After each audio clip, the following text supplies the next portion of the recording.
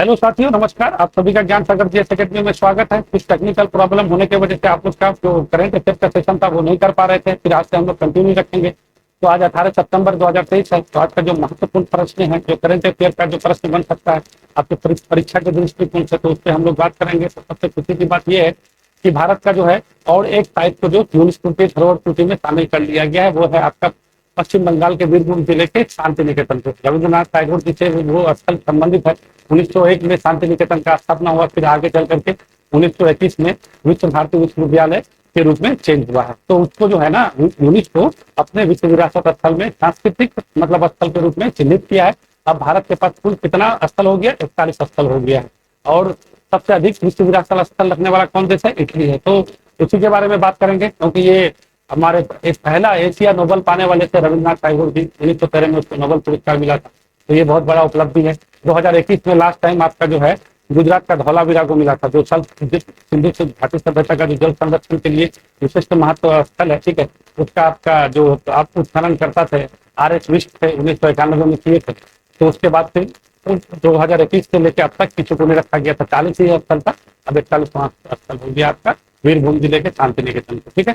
उसके अलावा और एक महत्वपूर्ण बात यह है कि एशिया कप को जीतने वाला भारत रिकॉर्ड हो गया है। अब तक कुल 8 बार, जो कल आपका श्रीलंका के कोलंबो में जो फाइनल मैच हो रहा था श्रीलंका और भारत के बीच, श्रीलंका को बहुत बुरी तरीके से पराजित करके हम लोग टोटल मिला करके एशिया कप कितना बार? 8 बार जीत लिए हैं। रिकॉर्ड है। सबसे अधिक फाइनल खेलने वाला मैच अगर होगा तो श्रीलंका होगा, मगर सबसे अधिक जीतने वाले हैं हम लोग हैं। जब 1984 में प्रारंभ हुआ था वो भी हम ही लोग जीते थे। फिर लास्ट टाइम 2018 में जीते, उसके बाद हम लोग नहीं जीते थे। 2022 में श्रीलंका जीता था और इस बार जो है 2023 का तो खिताब जो है हम लोग जीते हैं, ठीक है। तो ये भी बहुत महत्वपूर्ण है। 6 ही ओवर में हम लोग 51 रन बना के तो श्रीलंका को खेल खत्म है। तो सबसे अधिक बहुत बड़ी बात यह है कि ये जो है मोहम्मद सिराज जी है, तेलंगाना के हैं, ठीक है ना। वो जो है 6 विकेट लेकर के मतलब पूरा श्रीलंका टीम को ढेर कर दिया, समझे। तो ये बहुत बड़ा बात हो जाता है। तो ये सारा क्वेश्चन है, इसके बारे में हम लोग बात करेंगे। तो सबसे पहले प्रारंभ करते हैं हम लोग, पहले क्वेश्चन से शुरू करते हैं। और जो भी क्वेश्चन आपके लिए अच्छा होगा हम वही क्वेश्चन को आपके लिए लेके आए हैं। तो चलिए बड़ी प्रारंभ करते हैं। India international convention expo centre Yashobhoomi का उद्घाटन पीएम मोदी द्वारा कहाँ किया गया है? तो आपको ये देखना है कि India international convention expo centre, इसका नाम जो है यशोभूमि रखा गया। पहले बात ये याद रखिएगा, कहेगा कि कौन सा कन्वेंशन सेंटर का नाम यशोभूमि रखा गया है, तो पहले बोल दीजिएगा India international convention expo centre. देखिए अभी एक भारत मंडपम था, तो जहाँ पे अभी G20 का राष्ट्राध्यक्ष का बैठक हुआ 9-10 सितंबर को, है कि नहीं है? तो वो अलग है, वो प्रगति मैदान पे है। वो भी बहुत बड़ा इनोवेशन सेंटर है, वहां पे भी बहुत बड़ा मीटिंग हो सकता है, बहुत बड़ा हॉल है। तो उसी तरह से द्वारका में यशोभूमि के नाम से India international convention expo centre का उद्घाटन किया गया है। कब? कल, यानी 17 सितंबर को। उसका नाम क्या रखा गया? यशोभूमि। तो आपका क्या हो जाएगा? दिल्ली के द्वारका में किया गया है। अब ये देखिए कल, क्योंकि देखिए कल 17 सितंबर था और हमारे प्रधानमंत्री जी का जन्म दिवस भी है। तो हमारे प्रधानमंत्री जी का जन्म कब हुआ था? तो 17 सितंबर को, ठीक है। कहाँ पे? गुजरात के महसाना जिला में, ठीक है। महसाना जो एक डिस्ट्रिक्ट है, महसाना डिस्ट्रिक्ट है। महसाना डिस्ट्रिक्ट के कौन सा गांव? तो आपका वडनगर करिएगा, ठीक है। वडनगर में ये जन्म हुए थे। कब? 1950 को। भारत मतलब आजाद भारत में जन्मे पहला प्रधानमंत्री है। आजाद, अगर आपको कोई कहेगा कि पहला कौन ऐसा प्रधानमंत्री है जो आजाद भारत के बाद जो है आजाद भारत में जन्मा पहला प्रधानमंत्री, अपने प्रधानमंत्री नरेंद्र मोदी जी हैं। उसी के जन्म दिवस के उपलक्ष्य में ये यशोभूमि का उद्घाटन किया गया। और सबसे बड़ी बात है कि यशोभूमि से कल जो है पीएम विश्वकर्मा योजना का भी लॉन्च किया गया है। पीएम विश्वकर्मा योजना क्या है? ये पीएम विश्वकर्मा योजना ऐसा योजना है जितने भी कारीगर है, कुल 18 प्रकार के कारीगरों को इसमें शामिल किया गया। 13,000 का जो है 13,000 करोड़ का बजट रखा गया है। इसमें सबको क्या दिया जाएगा? लोन दिया जाएगा, ठीक है। उसको आर्थिक रूप से अब हेल्प किया जाएगा कौन? कारीगर समूह को। तो ये भी याद रखिएगा, पीएम विश्वकर्मा योजना का उद्घाटन कहाँ से किया गया था? यही आपका international convention expo centre Yashobhoomi से। और ये क्यों हुआ? तो प्रधान मोदी जी का जो है जन्म दिवस है ना, उसी के उपलक्ष्य में ये सारा काम करवाया गया है। तो ये बात आपको याद रखना है। बहुत बड़ा कन्वेंशन सेंटर है ये, ठीक है। दिल्ली में खोला गया है, फिर उद्घाटन किया गया यशोभूमि का। लगभग इसमें जानते हैं 11,000 लोग तक इसमें बैठ सकता है। बहुत बड़ा एलईडी, विश्व का सब मतलब भारत का सबसे बड़ा एलईडी स्क्रीन मीडिया मतलब बनाया गया है। बहुत अगर पूछेगा कि भारत का सबसे बड़ा एलईडी स्क्रीन मीडिया सेंटर कहाँ है, तो यही कहिएगा आपका यशोभूमि। तो ये India international innovation expo centre Yashobhoomi 73,000 वर्ग मीटर क्षेत्रफल में बनाया गया है। देश का सबसे बड़ा एलईडी मीडिया स्क्रीन लगा है इसमें। इस इनोवेशन एक्सपो सेंटर में कितने लोग बैठ सकते हैं? 1000 मतलब सॉरी 11,000 लोग बैठ सकते हैं। तो प्रधानमंत्री जी के बारे में थोड़ा देख लीजिएगा। 17 सितंबर को उसका जन्म दिवस मनाते हैं। महसाना वडनगर, देखिए आप महसाना अगर बात आया तो यहाँ से एक भी बात याद रखिएगा, पहला सोलर गांव था, ठीक है, आपका मडोरा, ठीक है, जो गुजरात महसाना ही जिला में पड़ता है। 24x7 जो है आपका सौर गांव बना था। और अभी सौर सिटी जो आपको बताए थे, सांची बताए थे मध्य प्रदेश में, तो सौर सिटी हो जाएगा तो कहाँ हो जाएगा? सांची मध्य प्रदेश। और सौर गांव हो जाएगा तो आपका यही महसाना जिला के आपका मोढेरा में ही है। और यहीं पे सौर सिटी कहेगा तो आपका सांची में हो जाएगा, ठीक है। सांची स्तूप के भी बारे में बताए थे, जहाँ महास्तूप है अशोक का, है कि नहीं है, जिसको यूनेस्को के सूची में कितना 89 में रखा गया था, 1989। तो चलिए आगे बढ़ते हैं, अगला क्वेश्चन। देखिए जो भी बात बोलते हैं सब आपके लिए ये महत्वपूर्ण है, सिर्फ आप सुनते चलिएगा। ये जो यही अपने मोदी जी हैं, यही से पीएम विश्वकर्मा योजना का उद्घाटन किए हैं। 13,000 करोड़ का जो है ये टोटल बजट रखा गया है। इसमें विश्वकर्मा में 18 प्रकार के कारीगरों को इसमें शामिल किया गया है कि नहीं? तो ये सब चीज आपको ध्यान देना है। चलिए आगे चलिए, आगे क्या है? G20 का वित्त समावेशन के लिए वैश्विक भागीदारी से संबंधित चौथी बैठक का आयोजन कहाँ? देखिए अंतिम और चौथी बैठक हुआ था, ठीक है। समावेशी वित्त का मतलब G20 का जो है वित्त समावेशन के लिए मुंबई में किया गया था, ठीक है। और यहीं पे कहेगा कि G20 का वित्त कार्य समूह का बैठक कहाँ हो रहा था आपका? वो भी फाइनल हो रहा था, वाराणसी में हो रहा था। ये दोनों बात याद रखेगा। ये राष्ट्र अध्यक्ष का बैठक होने के बाद अभी बताया आप लोग को 18वां हमारे यहाँ पे G20 अध्यक्षता खत्म समाप्त हो गया है। और अभी ब्राजील के जो राष्ट्रपति थे लूला डी सिल्वा को 19वां G20 की अध्यक्षता के लिए जो हथौड़ा होता है वो अपने मोदी जी सौंप दिए हैं। उसके बाद ये दोनों हुआ है सम्मेलन, ये याद रखेगा। तो G20 वित्त समावेशन के लिए वैश्विक भागीदारी का संबंधित चौथी बैठक कहाँ हो जाएगा? आपका मुंबई में। और वित्त सतत आपका कार्य समूह का बैठक हो जाएगा तो कहाँ कहिएगा आप? वाराणसी में कहिएगा। सांस्कृतिक भी वहीं हुआ था, वाराणसी में भी हुआ था। तो ये बात आपको याद रखना चाहिए। G20 के बारे में तो आप लोग पूरा जानते ही होंगे, ठीक है। तो अब G20 के बारे में क्या बोलना है? G20 का अगला अध्यक्ष साहब ब्राजील के पास चला गया है, क्योंकि आप लोग पता है ये जो है ट्राइका बनता है। ट्राइका में क्या, जो पहले जहाँ हुआ था तो पहले इंडोनेशिया में हुआ था, अभी हमारा भारत के पास रहेगा, ठीक है। ये 30 नवंबर तक अपने पास हम लोग के पास है। उसके बाद चला जाएगा किसके पास? ब्राजील के पास। उसको अध्यक्षता दे चुका है, ठीक है ना। तो यहाँ पे आप लोग को पता है कि जैव ईंधन गठबंधन बनाया गया है। टोटल 19 देश है, भारत समूह है। उसके बाद क्या बोलते हैं आपका भारत आर्थिक गलियारा, मेगा आर्थिक गलियारा बनाया गया है। तो ये सारा चीज एक बार G20 का पूरा क्वेश्चन भी हम आपके सामने एकदम बहुत बढ़िया से लेके आएंगे, जो आपको G20 से हर चीज संबंधित चीज हो जाएगा। चलिए आगे चलते हैं। आगे का क्वेश्चन क्या है? आगे का क्वेश्चन है विश्व ओजोन दिवस किस मंत्रालय द्वारा मनाया गया है? देखिए अभी विश्व ओजोन दिवस हम लोग कब से मनाते हैं? विश्व ओजोन दिवस हम लोग 16 सितंबर को मनाते हैं, ये बात आप लोग जानते हैं। और 16 सितंबर को क्यों मनाते हैं? क्योंकि मॉन्ट्रियल प्रोटोकॉल हुआ था। आपको एक बार और बताए थे, कनाडा में एक सेंट लॉरेंस नदी है, उसी के नदी के किनारे में बसा हुआ सबसे बड़ा शहर है मॉन्ट्रियल। तो 16 सितंबर 1987 को यहीं पे जो है ओजोन क्षरण से बचने के लिए ये पहला कन्वेंशन सेंटर हुआ था। देखिए कन्वेंशन, ये जो मॉन्ट्रियल प्रोटोकॉल 16 सितंबर 1987 में हुआ था, तो ये किस कन्वेंशन का बात करने के लिए? तो एक कन्वेंशन हुआ था ओजोन से ही संबंधित हुआ था, वो हुआ था आपका वियना कन्वेंशन 1985 में, ठीक है। तो वियना कन्वेंशन आप याद रखिएगा, क्योंकि देखिए एग्जाम में फंसाने के लिए पूछता है, ठीक है। तो ऑस्ट्रेलिया का राजधानी वियना है, तो वहीं पे सबसे पहले ओजोन से संबंधित बात वहीं हुआ था। वियना कन्वेंशन 1985 में हुआ था। उसी का बात को अप्लाई करने के लिए 16 सितंबर 1987 को आपका मॉन्ट्रियल में एक सम्मेलन हुआ था, ठीक है। कि आपको बोला गया था कि ओजोन परत का जो है आपका जो ह्रास हो रहा है, तो इस पे कोई बात होगा। तो फिर ये आगे जाकर के आगे जाकर के 89 में जो है ये घोषणा किया गया। और 94 से आपका कब 1994 से हम लोग क्या बनाते हैं? विश्व ओजोन दिवस मनाते हैं। ये बात याद रखिएगा, 1994 से, ये बात आपको याद रखना है। तो ये क्यों रखा गया था? क्योंकि 16 सितंबर 1987 को जो मॉन्ट्रियल प्रोटोकॉल हुआ था, तो उसी के डेट को चिन्हित करने के लिए 16 सितंबर को हम लोग मॉन्ट्रियल प्रोटोकॉल मनाते हैं। 16 सितंबर सॉरी विश्व ओजोन दिवस मनाते हैं 16 सितंबर को। तो कब से मनाना पड़ा?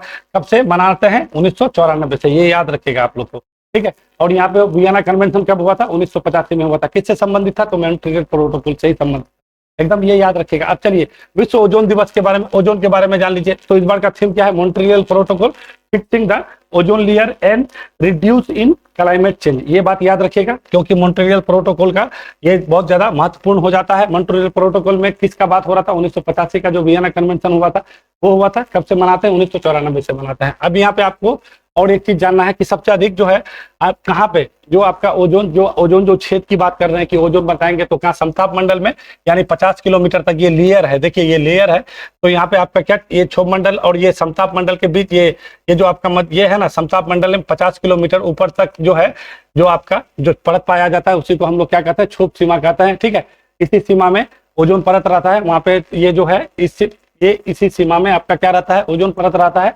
इसी को जो है O3 के वजह से यहाँ पे क्या ह्रास हो गया, छिद्र हो गया। अंटार्कटिका में इसके बारे में सबसे पहले पता किया, इसका सबसे ज्यादा वहीं से पता किया अंटार्कटिका में क्या हो गया, छिद्र हो गया। अंटार्कटिका में हम लोग का 3 क्या है, वहां पे हम लोग का जो है वैज्ञानिक अनुसंधान भी है, क्या गंगोत्री है, मैत्री है और भारती है। तो ये बात याद रखिएगा, बहुत बार पूछता है कि ये जो है भारत का जो है आपका अनुसंधान कहाँ पे हो रहा है, तो अंटार्कटिका में ही होता है। कौन कौन सा कहिएगा, तो गंगोत्री कहिएगा, मैत्री कहिएगा, भारती कहिएगा। अंतिम वाला कौन सा है, तो भारती है। ये आपका विश्व ओजोन दिवस के बारे में हो गया। तो कहेगा कि ओजोन परत का लेयर कितने किलोमीटर ऊंचाई तक पाया जाता है, तो 50 किलोमीटर तक क्या होता है, O3 है, ओजोन है। और ये आपका जो है ओजोन लेयर को कौन कौन सा गैस इसको जो है प्रभावित करता है, तो आपका जितना भी आपका ग्लोबल वार्मिंग से उत्सर्जित करने वाला गैस है, तो यही सारा चीज हो जाएगा। जैसे कौन, नाइट्रस ऑक्साइड हो जाएगा, यानी N2O हो जाएगा। कौन हो जाएगा, N2O हो जाएगा। आपका कार्बन मोनोऑक्साइड हो जाएगा, कार्बन डाइऑक्साइड हो जाएगा, जलवाष्प हो जाएगा, मीथेन हो जाएगा। ठीक है, CFC हो जाएगा। तो ये सब गैस क्या करता है, इसको इस लेयर को हरास करता है। ठीक है, तो ये बात जान लीजिएगा। 2 प्रकार का ओजोन होता है, एक ओजोन हमारे वायुमंडल में, मतलब हमारे धरती अगल बगल में पाया जाता है। ठीक है ना, तो वो ओजोन हम लोग के लिए हानिकारक है, मगर जो ऊपर में जो ओजोन पाया जाता है वो हमारे लिए लाभदायक है, जो हमारे ओजोन परत को कैसे क्या करता है, रोकता है। तो ये बात आपको थोड़ा सा याद रख लीजिएगा। इस बार मॉन्ट्रियल प्रोटोकॉल का क्या थीम था, तो fixing the ozone layer and reducing climate change. Okay, तो कौन सा मंत्रालय द्वारा इस बार यहाँ पे हमारा यहाँ पे मनाया जा रहा था, पर्यावरण एवं जलवायु पर्यावरण परिवर्तन मंत्री कौन है, अपना भूपेंद्र यादव जी हैं। देखिए ये जो है आपका विश्व ओजोन दिवस, आप UNEP का नाम सुने होइएगा। ठीक है, यूनाइटेड नेशन एनवायरनमेंट प्रोग्राम। ठीक है, उसका स्थापना 1972 में किया गया था। ठीक है, जो आपका एक यहाँ पे स्टॉकहोम सम्मेलन हुआ था जब 20 ना 1972 में, तो उसके बाद आपका UNEP का स्थापना किया था 1972 में, और इसका जो है मुख्यालय आपका केनिया के नैरोबी में है। ठीक है ना, तो ये याद रखेगा, है ना। तो यही जो है ये वाला बॉडी जो है UNO का, ये इसको आपका मनाने में बहुत ज्यादा इसका भूमिका रहता है। तो ये याद रखिएगा, UNEP का स्थापना 1972 में, इसका मुख्यालय कहाँ है, केनिया के नैरोबी में है। ठीक है, इन्वायरमेंट प्रोग्राम है ये 1972 में इसका। देखिए हम बहुत सारा चीज आपको बता दिए हैं, आप आराम से चीज को समझिएगा तो आपका यहाँ से बहुत सारा क्वेश्चन बन सकता है। ये बात समझ लीजिए, क्योंकि जो भी हम बात बोलते हैं सब आपको महत्वपूर्ण ही बताते हैं। चलिए अगला क्वेश्चन में आइएगा, किस राज्य सरकार ने अमृत वृक्ष आंदोलन पहल का शुभारंभ किया। देखिए अमृत वृक्ष पहल का जो है शुभारंभ किया है असम सरकार ने। ठीक है, वहाँ के ये हेमंत बिस्व शर्मा जो है वहाँ के मुख्यमंत्री हैं। वहाँ के जो है मुख्यमंत्री कौन है, हेमंत बिस्व शर्मा है। और इसने क्या किया है, एक दिन में जो है 1 करोड़, एक दिन में 1 करोड़ वृक्ष क्या किया है, लगा चुका है। तो कई घंटे में ही लगा दिया है। कल ही यानी संडे कल ही का बात है। और प्रधानमंत्री मोदी जी इसका प्रशंसा भी की है, क्योंकि पर्यावरण के दृष्टिकोण से ये वाला पहल बहुत महत्वपूर्ण रख जाता है। क्योंकि ओजोन दिवस भी अभी मनाए हैं, इनको लेकर के सरकार अलग अलग प्रोग्राम भी बनाती है। अभी जो आपका दिल्ली डिक्लेरेशन में हुआ है उसमें भी आपका पर्यावरण के बारे में जो 37 पन्ने का जो दिल्ली डिक्लेरेशन निकाला गया घोषणा पत्र, उसमें से भी आपका पर्यावरण की बात कहा गया है। ठीक है, तो उस पर्यावरण को आगे बढ़ाने के लिए ये सब जो पहल है ये बहुत जरूरी है। ठीक है, तो याद रखिएगा दिल्ली डिक्लेरेशन जो आपका घोषणा पत्र निकाला है जिसमें 37 पन्ने का था, उसमें से एक बात आपका पर्यावरण मुद्दे का भी हल करने की बात कहा गया। जैसे महिला सशक्तिकरण है, पर्यावरण मुद्दे पे हल की बात है, डिजिटल करेंसी है, तो इनमें से एक ये है। ठीक है, तो ये क्या है, असम सरकार हो जाएगा। ठीक है, हेमंत बिस्व शर्मा जी की है 2025 तक। कब कहिएगा, 2025 तक, यानी 2025 तक जो है 5 करोड़ इसमें क्या करना है, 5 करोड़ आपको लगाएगा पेड़। कितना पेड़ लगाएगा, 5 करोड़ पेड़ 2025 तक लगाएगा हेमंत बिस्व शर्मा जी। ये पहल चलाए हैं, ये असम सरकार का पहल है। ये बात आपको याद रखना है। ठीक है, चलिए देखिए ये बहुत महत्वपूर्ण बात हो जाता है आपके लिए, क्योंकि ये बहुत पर्यावरण के दृष्टिकोण से ये महत्वपूर्ण है। चलिए आगे चलते, आगे का क्वेश्चन क्या है, अमेरिका के यूजिन में डायमंड लीग मुकाबले में नीरज चोपड़ा ने कौन सा पदक हासिल किया। देखिए नीरज चोपड़ा जो है अभी आपका यहाँ पे क्या बोलते हैं, बुडापेस्ट में जो अभी हो रहा था ना विश्व एथलेटिक चैंपियनशिप, तो उसमें से नीरज चोपड़ा गोल्ड लेके आए थे। ठीक है, कितना फेंके थे, 88.17 ऐसे कुछ फेंके थे। ठीक है, मगर इस बार जो है यहाँ पे यूजिन में जो हो रहा था ये रजत पदक लेके आए हैं, इसी वजह से ये क्वेश्चन आपके लिए रख दिए, क्योंकि नीरज चोपड़ा देखते ही सबको आदमी क्या स्वर्ण पदक मार देता है, तो हो सके एग्जाम में जो फंसाने के लिए आपको पूछ सकता है। तो अमेरिका के भी है आपका यूजिन में डायमंड लीग मुकाबला हो रहा था, तो नीरज चोपड़ा कौन सा रजत पदक हासिल किया है और कितना फेंके हैं, तो क्या कहिएगा 83.80 मीटर फेंके हैं। इस यहाँ पे जो है चेक गणराज के कौन थे, वाजलेज जी हैं, उसने क्या 84.24 मीटर फेंक करके इसने स्वर्ण पदक हासिल किया है, तो ये बात याद रखिएगा, ठीक है। और विश्व एथलेटिक चैंपियनशिप जो आपका हो रहा था बुडापेस्ट में, ठीक है, तो बुडापेस्ट में ये क्या स्वर्ण पदक जीते थे, ठीक है ना, तो इसको याद रखिएगा। ये कितना फेंके थे, ऐसे ही फेंके थे 17 फेंके थे, कितना था आपको याद नहीं है, मतलब 85.17 या 88.17 ऐसे कुछ है, देख लीजिएगा आप लोग, ठीक है, 17 ही है कुछ फेंके थे। ये वहां पे ये पहली बार हम लोग विश्व एथलेटिक चैंपियनशिप में स्वर्ण पदक जीतने वाले थे, जो नीरज चोपड़ा जीता है। और भाला फेंक में पहली बार हम लोग ओलंपिक में भी जीते हैं, और आपका जो पेरिस में जो ओलंपिक होने वाला है उसमें ये क्वालिफाई भी हो गए हैं नीरज चोपड़ा जी, तो ये बात आपको समझ के चलना है। 7 अगस्त में नीरज चोपड़ा भाला फेंक दिवस माना, ठीक है, ये आपका हरियाणा के रहने वाले हैं, बात आपको जानते चलना है। अगला क्वेश्चन क्या है, भारत के किस राज्य एवं केंद्र शासित प्रदेश में 42 किलोमीटर का अंतरराष्ट्रीय मैराथन का आयोजन किया जा रहा है। देखिए ये कारगिल में जो है हर 42 किलोमीटर का मैराथन, अंतरराष्ट्रीय मैराथन आयोजन किया जाए, बहुत सारे देश के जो है प्रतिभागी हैं इसमें भाग ले रहे हैं, तो ये आपका कौन हो जाएगा, लद्दाख में, लद्दाख के कारगिल में जो है इस मैराथन का आयोजन किया जाता है, 42 किलोमीटर का मैराथन होता है, ठीक है ना। ये आपको मैराथन लंबी दूरी की एक दौड़ प्रतियोगिता होती है, जिसकी आधिकारिक दूरी कितना होता है 42.195 किलोमीटर या 26 मील 385 गज। बहुत बार पूछ देता है मैराथन की जो है दूरी कितना है, तो याद रखेगा 26 मील 385 गज। 1 मील में कितना होता है 1609 मीटर .34 होता है, ये याद रखेगा। हो सके आपको पूछ दे, यहाँ पे मील है, इसी वजह से अक्सर हम लोग 1 मील में 1600 ही लेके चलते हैं, तो ये याद रखना है आपको, ठीक है ना। तो 26 मील 385 गज हो रहा है, कहाँ पे हो रहा है, लद्दाख हो रहा है। लद्दाख यूनिवर्सिटी कब बन गया, 31 अक्टूबर 2019 को, उससे पहले वो जम्मू कश्मीर का भाग था, तो हो सके आपको फंसाने के लिए दे सकता है, तो आपको याद रखिएगा उसमें 2 डिस्ट्रिक्ट है, एक लेह है और वो कारगिल है, 2 ही डिस्ट्रिक्ट है, ये बात आपको याद रखना है। तो कहाँ हो जाएगा, भारत के किस राज्य में केंद्र शासित प्रदेश में 42 किलोमीटर का अंतरराष्ट्रीय मैराथन का आयोजन किया जा रहा है, तो क्या कहिएगा लद्दाख में किया जा रहा है। लद्दाख खास करके ना ले, यहाँ पे सिंधु नदी ऐसे करके बहती है, तब तो आप लोग जानते होइएगा, ठीक है। ये यहाँ से ऐसे करके सिंधु नदी निकलता है, ऐसे करके यहाँ से सिंधु नदी निकलता है और ऐसे करके, तो यहाँ पे काराकोरम सरेनी, यहाँ पे लद्दाख सरेनी और यहाँ पे जास्कर सरेनी। तो सिंधु नदी किधर से बहती है, यहाँ ऐसे होकर बहती है आपका जास्कर सरेनी, और लद्दाख सरेनी को बीचों बीच बहती है। लेह आपका जो है सिंधु नदी का जो ये भाग है ना, इसके ऊपर में है, ये बात याद रखिएगा, यहाँ पे ले आपका यहाँ पे है और कारगिल आपका इस साइड में है, ठीक है, यहाँ पे सियाचिन ग्लेशियर है। तो याद रखिएगा, अगर कोई पूछेगा कि आपका लेह जो है सिंधु नदी के कहाँ ऊपर है कि नीचे है, बाएं है कि दाएं है, तो आप जान लीजिए उसका ये जो है लेह आपका यहाँ है, ठीक है। नीचे में आपका ये जास्कर सरेनी ऊपर, और ये सब कौन ट्रांस हिमालय का भाग है, ये सिंधु सरेनी किसका भाग है, ट्रांस हिमालय का भाग है। इसी में आपको है सबसे ऊंची चोटी जो है हम लोग का K2 है, ठीक है। तो ये बात आपको थोड़ा सा याद रखना है, क्योंकि आपका एग्जाम के दृष्टिकोण से ये सब चीज महत्वपूर्ण हो जाता है, क्योंकि ये वाला जगह में जब से 31 अक्टूबर 2019 से जब से इसको केंद्र शासित प्रदेश बनाया गया है, तो यहाँ पे खेल एक्टिविटी बहुत ज्यादा यहाँ पे किया जा रहा है, क्योंकि पर्यटन हो, ठीक है, वहाँ के लोग को कुछ ना कुछ रोजी रोटी मिले, ठीक है। तो वहाँ पे वहाँ का उपराज्यपाल कौन है, मनोज कुमार सिन्हा जी हैं, ये भी आपको जानते चलना। चलिए आइए, तो मैराथन की लंबी दूरी कितना हो जाएगा 26 मील 385 गज या 42.195 किलोमीटर होता है, ठीक है। इतना ही होने वाला है, कहाँ पे होना है, मतलब आपके कारगिल में होगा, ठीक है। कहाँ पे होगा, कारगिल में होगा। तो लद्दाख का 2 जिला है। अगला क्वेश्चन आपका क्या है, भारतीय क्रिकेट टीम ने एशिया कप 2023 के 16वें संस्करण के फाइनल में श्रीलंका को पराजित कर अब तक कुल कितने बार एशिया कप का खिताब जीत लिया है। तो आपको पहले हम बता चुके हैं 8वीं बार ये जीता है। पहली बार ये कब हुआ था, 1984 में हुआ था।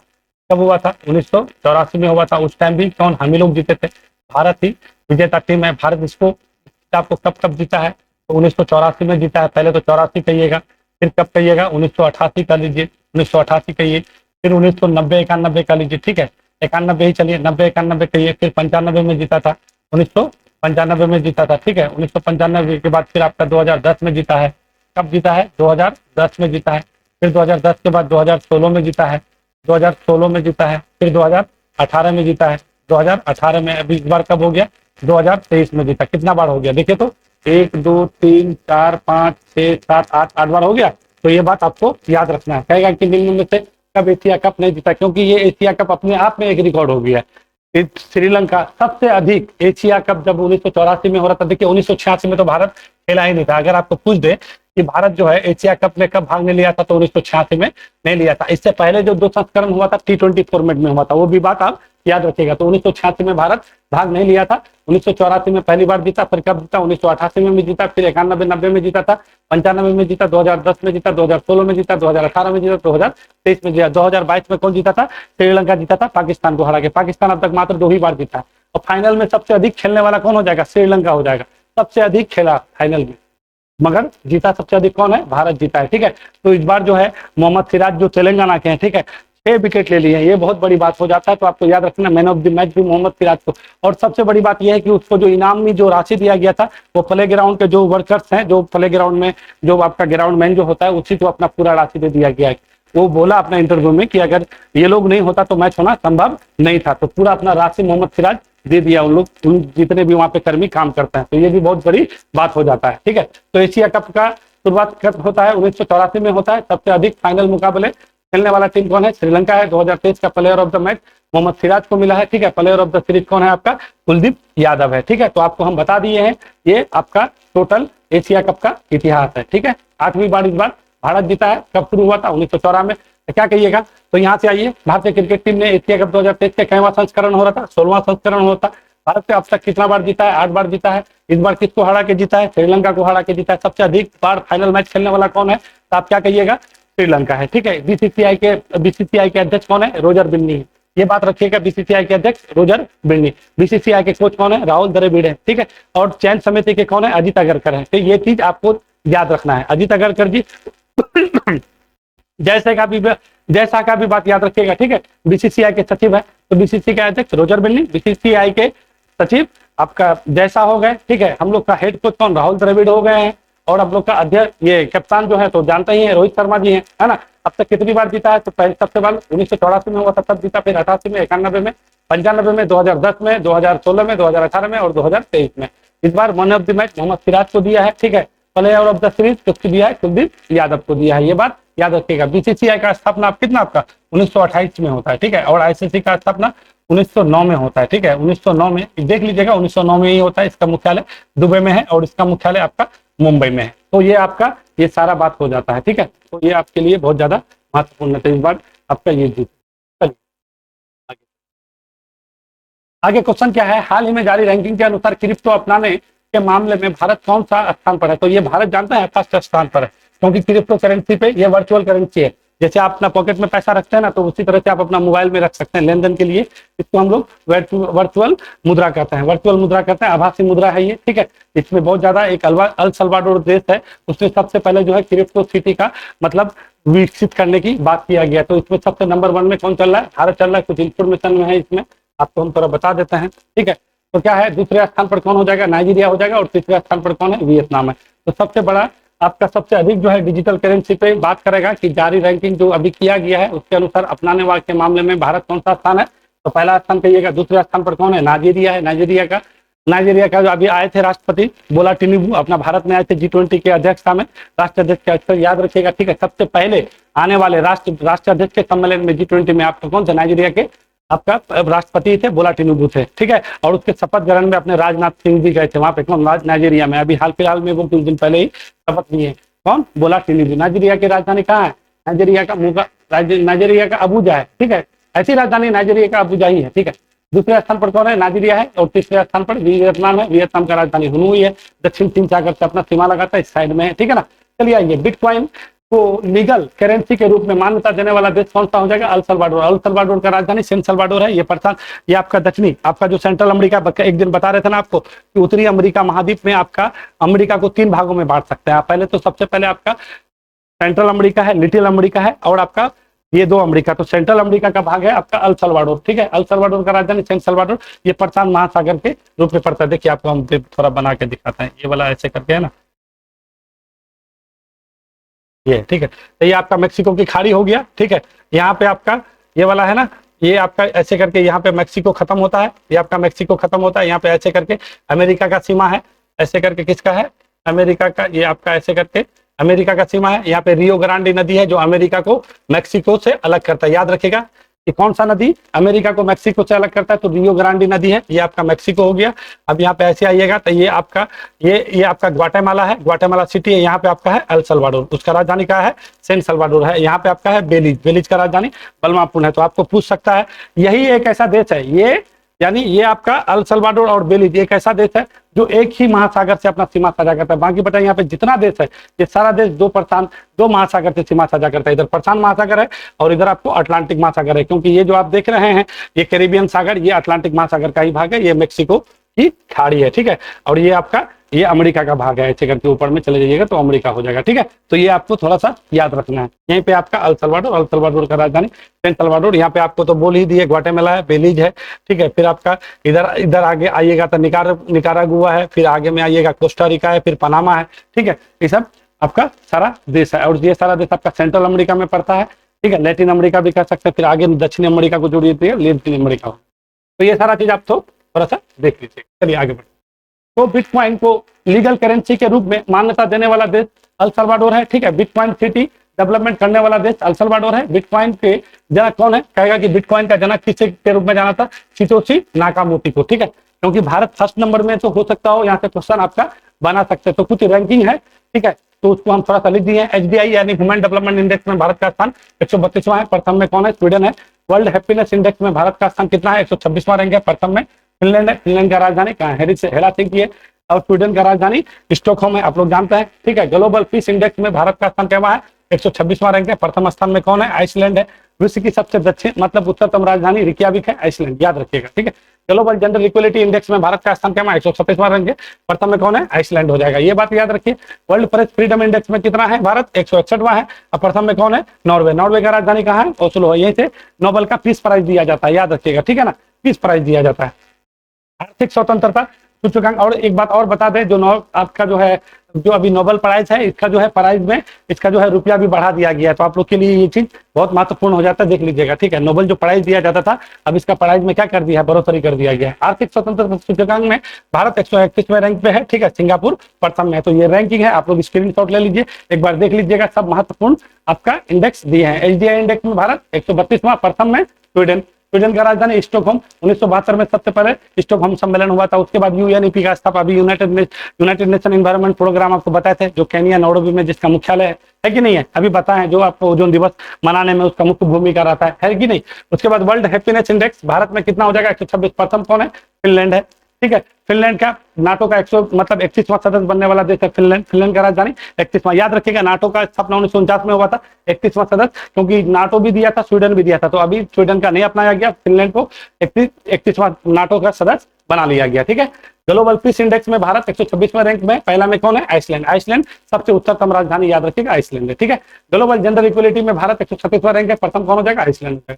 वर्ल्ड प्रेस फ्रीडम में भारत 161वें रैंक, प्रथम नॉर्वे। नॉर्वे का राजधानी आपको ओस्लो हम बता चुके हैं। आर्थिक स्वतंत्रता सूचकांक में भारत जो है कौन, 131वां है, सिंगापुर प्रथम है। सिंगापुर के अभी भारतीय मूल के प्रधानमंत्री बने हैं, आप लोग को धर्मन सन्मुगरत्नम से, है कि नहीं है, तीसरे भारतीय मूल के यहाँ पे बनने वाले हो गए हैं, सन्मुख रत्नम।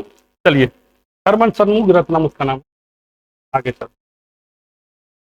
अगला क्वेश्चन है, हाल ही में आदि शंकराचार्य जी का 108 फीट ऊंची प्रतिमा का कहाँ स्थापित किया। देखिए, आदि शंकराचार्य जी को जानते हैं, केरल के केलादी में इसका जो है जन्म होता है। कितना आपको वैसे बोलिए, 788 में देता है कहीं पे, ठीक है, और कहीं पे कुछ और देता है, एक मतलब इतना ही जानिए, केरल के केलादी में पैदा हुए थे, ठीक है। ये जो है अद्वैतवाद जो आपका दर्शन है उसके संस्थापक हैं ये शंकराचार्य जी।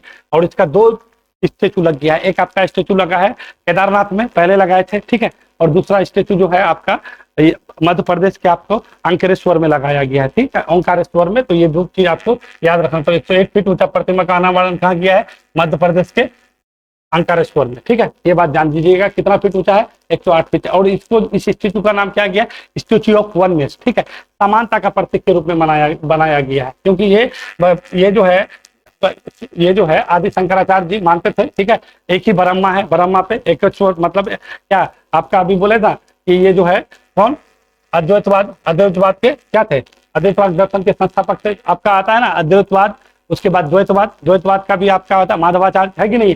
तो अद्वैतवाद के लिए शंकराचार्य जी हैं, और एक रामानुजाचार्य का भी किया था, स्टैच्यू ऑफ यूनिटी करके, ठीक है, यहाँ पे हैदराबाद में। तो ये बात याद रखेगा, स्टैच्यू ऑफ यूनिटी हो जाएगा तो कहाँ पे हो जाएगा, हैदराबाद में। वो कौन है, रामानुजाचार्य का है। और रामानुजाचार्य कौन सा दर्शन के संस्थापक थे, तो विशिष्टवाद के थे, ठीक है, रामानुजाचार्य थे। और एक आपका ये कौन से हो जाएंगे, शंकराचार्य जी कौन से हो जाएंगे, तो ये आपका हो जाएंगे अद्वैतवाद के हो जाएंगे, ठीक है। और ये कलादी में इसका जन्म हुआ था। इसका एक स्टेच्यू वहां पे भी, केदारनाथ में भी है एक स्टेच्यू, अभी मध्य प्रदेश में बनाया गया है। और सबसे बड़ा, विश्व का सबसे बड़ा स्टेच्यू आपका जो है सरदार वल्लभ भाई पटेल का, तो आप लोग जानते ही हैं, ठीक है।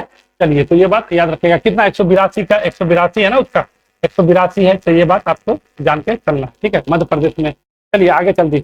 नर्मदा नदी के किनारे पे अंकारेश्वर, गलत हो गया, ओंकारेश्वर हो जाएगा, अंकारेश्वर आदि शंकराचार्य जी का प्रतिमा स्थापित किया गया है। इस प्रतिमा का नाम जो है कौन सा, समानता का प्रतीक, इसको स्टैच्यू ऑफ वननेस कहिएगा, स्टैच्यू ऑफ वननेस, वननेस होता है, ठीक है, वननेस याद रखिएगा, स्टैच्यू ऑफ वननेस।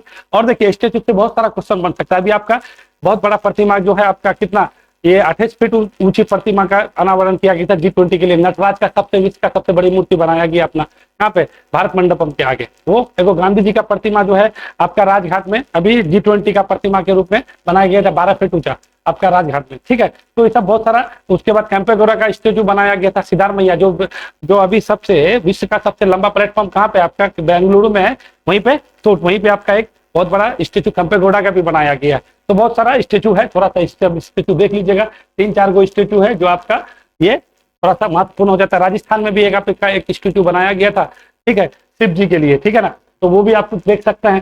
तो ये आपका स्टेच्यू है, कहाँ पे बना है, ओंकारेश्वर, मध्य प्रदेश में। शिवराज सिंह चौहान यहाँ के मुख्यमंत्री हैं, यहाँ के राज्यपाल मंगूभाई पटेल है, यहाँ पे इलेक्शन होने वाला है, ठीक है कि नहीं है। तो यहाँ पे थोड़ा सा अभी हीट मामला चल रहा है। आगे क्वेश्चन क्या है, मुख्यमंत्री संपूर्ण पुष्टि योजना का शुभारंभ किस राज्य सरकार ने किया है। तो मुख्यमंत्री संपूर्ण पुष्टि योजना जो है उड़ीसा सरकार नवीन पटनायक ने ये चलाया है। इसमें क्या है, जो भी है ना, माताओं और लड़कियों और बच्चों को पोषण संबंधी जरूरतों को पूरा करने के लिए मुख्यमंत्री संपूर्ण पुष्टि योजना आरंभ किया है। ये याद रखिएगा, जो माताएं हैं, बच्चे हैं, उसको संपूर्ण जो है, क्योंकि देखिए पोषण सप्ताह अभी सितंबर में पोषण माह ही चल रहा है कि नहीं है। तो पोषण को जो है तब तक पोषण पहुंचे ऐसा कोई नहीं हो जिसकी पोषण के वजह से जो है ख्याल रखने के लिए ये चीज चलाया जा रहा है। हाँ, और एक क्वेश्चन है यहाँ पे आपका, अभी लिखे नहीं है, हमको याद आ गया तो हम बोल देते हैं। नवीन पटनायक की जो है एक बड़ी बहन थी, उसको हाल फिलहाल में ही मृत्यु हो गया, ठीक है, गीता नाम था उसका, दिल्ली में मृत्यु हो गया। तो अगर आपको पूछे कि गीता जी जो है किससे संबंधित था, तो क्या दीजिएगा, वो जो है डॉक्यूमेंट्री मूवी भी बनाती थी, लेखक क्या थी, ठीक है, उसके बाद पत्रकार भी रही है। तो इसी की बड़ी बहन था, कल ही निधन हुआ। मोदी जी जो है उसको शोक संवेदना दिए थे नवीन पटनायक जी को। तो हो सके आपके एग्जाम में पूछ ले, तो आप ये बात याद रखेगा। तो मुख्यमंत्री संपूर्ण पुष्टि योजना शुभारंभ कौन किए हैं, उड़ीसा सरकार किए हैं, ये बात आप याद रख लीजिएगा। आगे बढ़े, आगे क्वेश्चन है। आगे क्वेश्चन क्या है, हाल ही में किस राज्य के वीरभूम जिले में शांति निकेतन को यूनेस्को ने भारत के 41वें धरोहर की सूची में अपने शामिल कर लिया है। तो कौन सा हो जाएगा आपका, पश्चिम बंगाल। पश्चिम बंगाल के वीरभूम जिले, कब इसका शांति निकेतन का स्थापना, 1901 में। याद रखिएगा कौन, इसके जो पिताजी थे देवेंद्रनाथ टैगोर ने वहां पे जो है पहले, क्योंकि जो पहले अध्यात्म जो शिक्षा होता था कैसे होता था, कहीं पे बैठ गया आदमी, वहीं पे बैठ करके गुरु शिष्य वाला परंपरा वाला शिक्षा होता था। तो वहाँ पे बहुत 1976-77 के करीब वहाँ पे बहुत ज्यादा भूमि ध्यान दिए थे कुछ एकड़, ठीक है। तो वहीं पे 1901 में शांति निकेतन का स्थापना, रविन्द्रनाथ जी का यहाँ से बहुत ज्यादा लगाव भी था, ठीक है। फिर 1919 में जो है यहाँ पे कला संस्कृति मतलब कॉलेज का स्थापना होता है। फिर 1921 में जाकर के आगे में आपका यहाँ पे विश्व भारती इसी को बनाया जाता है, विश्व भारती विश्वविद्यालय रविन्द्रनाथ टैगोर जी द्वारा। ये आपका कौन सा धरोहर स्थल हो जाएगा, तो क्या कहिएगा, सांस्कृतिक धरोहर स्थल। तो सांस्कृतिक धरोहर स्थल में भारत का कैगो टोटल कितना, पहले सांस्कृतिक धरोहर स्थल कितना था, 32 था, अब कितना हो जाएगा, 33 हो जाएगा। 33 ये हो गया, 7 प्राकृतिक हो गया और 1 मिश्रित है, तो कितना हो गया इधर 7 10 और 1 41, यानी टोटल 41। सबसे अधिक किसके पास है, इटली। यूनेस्को का स्थापना कब है, तो आप लोग जानते हैं, पर ये नवंबर को होता है, नवंबर 1945 को, ठीक है, नवंबर 1945 को, ठीक है, ये याद रखिएगा, ठीक है। ये ऐसे ही है, 16 नवंबर है, ठीक है। ये कोई नहीं पूछता है, याद रखिएगा। यूनेस्को का जो है महानिदेशक कौन है, आंद्रे ओजोलो है। यूनेस्को का मुख्यालय कहाँ है, तो पेरिस में है। ये यूनेस्को से बहुत बार यूनेस्को का फुल फॉर्म जान लीजिए, क्योंकि आप लोग को पूछेगा तो क्या कीजिएगा, United Nation educational scientific cultural organisation होता है, ठीक है। 16 नवंबर 1945 में इसका स्थापना हुआ था। इसका मुख्यालय कहाँ है, पेरिस में। ये पे यूनिसेफ कहेगा तो क्या कीजिएगा, न्यूयॉर्क कर दीजिएगा। इसका जो है महानिदेशक का आंद्रे ओजोलो है, ठीक है। तो अब बताइए, अब भारत का सबसे पहला जो है यूनेस्को के धरोहर स्थल में कौन था? तो एलोरा का जो है गुफा है वो, और उसके बाद आगरा का किला था। ठीक है, 1983 में इसको दिया गया था। ये बात आप लोग जान चाहिएगा। और जो आपका जो मिश्रित स्थल है सिक्किम वाला है वो भी याद रखिएगा, क्योंकि जो एक्सेप्शन होता है वो ज्यादा पूछा जाता है। तो ये आपका यूनेस्को के बारे में आपका शांति निकेतन को मिल गया है 41वां धरोहर सूची के रूप में, इसको शामिल कर लिया गया। अब देखिए थोड़ा सा रविन्द्रनाथ टैगोर के बारे में जान लीजिए। 1941 में इसका मृत्यु हो जाता है। एशिया का पहले व्यक्ति थे जिसको नोबेल पुरस्कार मिला था। ठीक है, ये जो है जलियावाला, इसको उसके बाद जो है इसको जो है अंग्रेज द्वारा नाइटहुड की उपाधि भी दिया गया था। ठीक है, जलियावाला बाग हत्याकांड के विरोध में 1919 में ये उसको वापस भी कर दिए थे। तो ये बात आपको याद रखना है। कब मिला था इसको नोबेल पुरस्कार? तो 1910 में जो है इसका गीतांजलि आया। ठीक है, 1910 में प्रकाशित हुआ, 1912 में इसका इंग्लिश संस्करण आया। ठीक है, और 1913 में जो है इसको नोबेल। तो पहले एशियाई मुल्क के नोबेल प्राप्तकर्ता कौन थे? अपने रविन्द्रनाथ टैगोर जी। पहले गैर यूरोपीय कौन थे? रविन्द्रनाथ टैगोर जी थे। ठीक है, और पहले एशियाई मुल्क थे। भाई ये बात याद रखिएगा। इसका जो किताब था कौन? गीतांजलि था। बहुत सारे बुक लिखे हैं, बहुत सारा उपलब्धि है। ठीक है, 1941 में जो है इसका आजादी के ज्यादा दिन नहीं, 6 साल पहले ही इसका मृत्यु हो जाता है। ठीक है ना, ये मतलब जब आपका स्वदेशी आंदोलन हो रहा था उसको जो है निष्ठुर बर्बादी कहा था। ये बात आपको याद रखना है। और अपना जो नाइटहुड का उपाधि है वो लौटा दिया था कब? 1919 में। और वो उपाधि कब मिला था उसको? तो क्या कहिएगा, जब नोबेल पुरस्कार 1913 में मिल गया था तो 1914-15 में इसको अंग्रेज द्वारा इसको उपाधि प्रदान की गई थी। इसका स्थापना रविन्द्रनाथ टैगोर के पिता रविन्द्रनाथ टैगोर ने 1901 में, ऐसा नहीं है रविन्द्रनाथ टैगोर ही किए थे 1901 में, मगर जमीन का जो है दान जो है देवेंद्रनाथ, क्योंकि देवेंद्रनाथ टैगोर भी जी एक समाज सेवी ही थे। ठीक है, एक दार्शनिक आदमी थे ये भी देवेंद्रनाथ टैगोर। ये बात आप लोग जानते हैं। तो कौन सा हो जाएगा? पश्चिम बंगाल हो जाएगा। यूनेस्को की सूची में भारत, टोटल भारत का कितना हो जाएगा? 41वां साइट हो जाएगा। और आप अच्छा एक बात बताइए, ये और 2021 में जो है आपका ये गुजरात में आपका जो है धौलावीरा को दिया गया था। धौलावीरा क्यों?